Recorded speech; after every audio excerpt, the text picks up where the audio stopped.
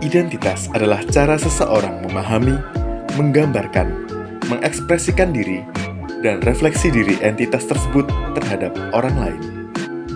Sebagai cara menunjukkan diri kepada orang lain, identitas dipengaruhi oleh hubungan sosial interpersonal dalam masyarakat ataupun peristiwa sepanjang perjalanan hidup, maupun kondisi biologis tertentu.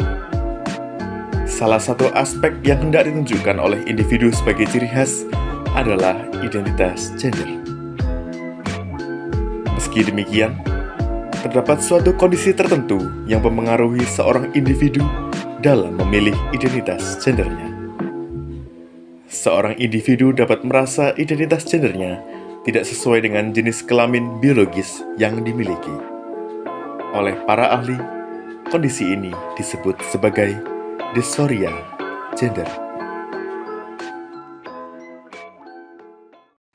Disforia gender adalah situasi yang mengacu pada tekanan psikologis yang diakibatkan oleh ketidaksesuaian antara jenis kelamin seseorang sejak lahir dan identitas gender seseorang. Disforia gender dapat dialami oleh anak kecil, remaja, orang dewasa, hingga orang yang sudah memasuki usia tua.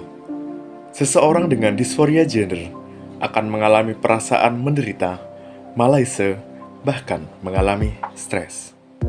Gejala yang dapat dialami oleh seseorang dengan disforia gender adalah munculnya ketidaknyamanan akan tubuhnya sendiri, tidak mengenali diri sendiri, ataupun stres. Gejala awal dari disforia gender dapat muncul ketika seseorang tersebut masih berada di usia 2 hingga 3 tahun. Disforia gender bahkan dapat bertahan hingga remaja ataupun dewasa.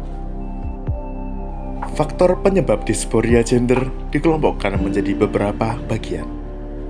Faktor tersebut adalah faktor biologis, faktor psikologis, faktor sosial ekonomi, dan faktor psikososial.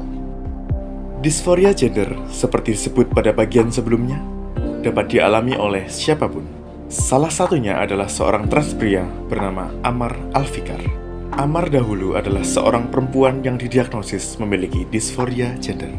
Ketika masih menggunakan identitas perempuan, Ammar merasa bahwa kesadaran atau identitas gendernya adalah laki-laki. Selama masa transisi, Ammar merasa bahwa sesuatu yang dirasakannya adalah hal yang keliru. Ammar merasa harus menyembunyikan identitas diri yang dirasakannya. Tetapi, Ammar tetap melanjutkan apa yang diinginkannya, yakni menjadi seorang laki-laki. Hal ini dilakukan Ammar dengan bercerita kepada ibunya terkait kondisi yang dialami. Untuk mengatasi rasa tidak nyamannya, orang dengan diagnosis disforia gender akan mencari bantuan ahli untuk menangani hal tersebut. Beberapa hal yang mungkin dilakukan untuk menangani disforia gender, yaitu terapi non-operasi. Selain terapi non-operasi, terdapat terapi operasi. Terapi operasi adalah prosedur yang dilakukan dengan melakukan langkah-langkah medis bedah. Penelitian yang melibatkan terapi operasi bedah memiliki konsekuensi tertentu. Secara umum, pasien yang telah menjalani berbagai prosedur yang telah disebut dapat mengalami komplikasi. Salah satunya adalah infeksi. Meski tidak ada dampak yang sangat signifikan terhadap penelitian disforia gender, namun kritik terhadapnya tetap ada.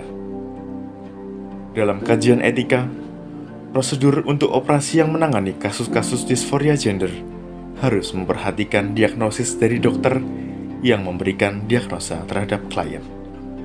Selain itu, prosedur harus mengedepankan pemberian penghargaan akan perasaan, sikap, dan keinginan dari klien, sekaligus mendasarkan nilai profesionalitas terhadap prinsip etis, respect for autonomy, beneficence, justice, and non-maleficence.